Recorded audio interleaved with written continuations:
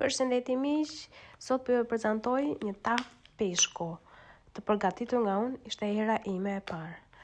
Atëherë, gjërat që do na duhen janë salmon, përdor me çfarë do lloj peshku, unë salmon kisha,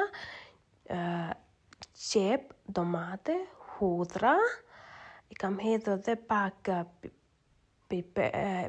paprika, majdanoz, vaj ulliri e gjitha me rast. Fillimisht marrim tiganin me vaj ulliri dhe pak vaj lule dielli, kam hedhur unë dhe fillojmë të skuqim pak salmonin. Salmonin do ta skuqim thjesht 1 minutë, 2 minuta sa të marrë një faqe në të dy anët dhe pastaj do ta kthem në të gjitha anët salmonin dhe pastaj ja pra siç e shikoni që salmoni ka marrë një faqe dhe do ta lëm edhe një minutë maksimumi, t'i hedhim pak skrip salmoni dhe pastaj do ta heqim. Mjafton sepse pas do zihet edhe në furrë salmoni dhe në të njëjtin tigan do të hedhim shepën. Shepën do ta hedhim në tigan dhe do ta skuqim në një temperaturë shumë të ngadalt, për arsye se shepa duhet të skuqet me avash dhe të bëhet si e karamelizuar, jo të digjet. Hedhim përsëri pak vaj ulliri dhe do ta trazojmë shpesh në mënyrë që shepa të skuqet e gjitha njësoj. Do ta lëm shepën për disa minuta të skuqet vetë dhe pastaj do t'i hedhim dhe ingredientet e tjerë që kemi përgatitur tashmë. Do t'i hedhim pak zgjalp e mirë është të jetë gjalp bio, gjalp fshati, por gjithsesi mund t'i hedhim edhe gjalp supermarketi. Do ta trazojmë vazhdimisht, siç ju thash miq, sepse shepa duhet të zbutet, jo të skuqet shumë. Më pas do ta lëm edhe pak dhe do fillojmë me ingredientet e tjera duke ja hedhur aty brenda. Është hera ime e parë që bëj një tavë peshku, nuk është specialiteti im, jam munduar shumë, kam parë shumë video, kam pyetur sepse neve nga anët tona nuk i kemi shumë traditë peshkun apo gatimet me peshk. Dhe thash pse jo ta provoja një herë të përgatis një tavë peshku. Pasi e shikojmë që shepa ka marrë një ngjyrë si të artë, do t'i hedhim hudhrën dhe pastaj do vazhdojmë ta trazojmë mirë në mënyrë që shepa mos të na digjet dhe mos të na ngjitet. Kjo recetë kërkon pak kohë sepse siç ju thash, shepa do skuqen në një temperaturë mesatare, jo shumë të lartë, mundësisht deri në 180 gradë, varet dhe nga soba që keni.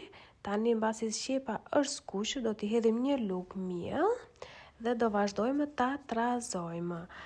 Ta trazojmë mirë që mielli të shkrihet bashkë me shepën, të bashkohet, të lidhen të gjithë bashkë dhe pas hedhjes së miellit do vazhdojmë ta trazojmë për 1 minutë dhe do t'i hedhim dhe domatet e grira. I japi një shije fantastike. Do t'i hedhim dhe pak spec, ky është spec djegës më saktë, spec i kuq. Unë e kam hedhur sipas dëshirës time, nuk ndoshta mund mos përdoret, por nga që unë i kam shef pak djegsat, i hodha dhe këtu i hodhem dhe një gotë me salcë domate. E trazojmë mirë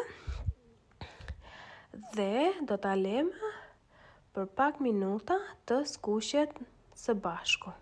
Pasi të jenë skuqur për pak minuta, do t'i hedhim ujin dhe vazhdojmë dhe me ta trazojmë në mënyrë që gjella e krijuar të bëhet pakës e trashë dhe mos krijojë kokriza nga mielli.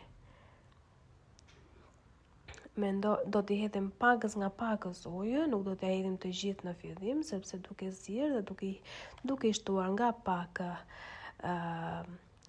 ujë, tani i kam hedhur gjethe dafine shumë e rëndësishme në këtë gatim, pasi i jep një shije fantastike, mua më pëlqen shumë gjethe dafinët, dhe do t'i hedhim edhe pakës majdanos dhe gjysmën, se gjysmën tjetër do t'a hedhim në tavë kur ta shtrojmë peshkun bashkë me gjellën me qef. Po ta shikoni, gjella duhet të duket kështu në fund dhe i kam hedhur dhe pakës ujë në mënyrë që të shtoj pak, sepse do piqet edhe në furrë dhe mos të dilte shumë e trashë. E trazojmë për 1-2 minuta dhe pastaj besoj se do ta kemi gati për ta hedhur në tavë. Kemi shtruar peshkun fillimisht dhe i hedhim pak nga paka gjellën e krijuar në tavë. Më pas do t'i shtrojmë edhe pakës majdanos, siç ju thashë, dhe majdanosi është një ingredient që i jep një shije fantastike, dhe pastaj do hedhim të gjithë gjellën që kemi bërë.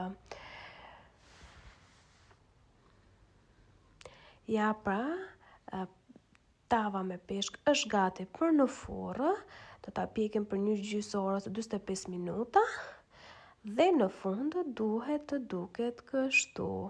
Është yummy, fantastike, një shije mrekullueshme dhe shpresoj që ta bëni dhe ju, miqtë e mi, dhe ju bëf të mirë. Ju përshëndes dhe shihemi së bashku në videon time të radhës me gatime të tjera. Mirupafshim!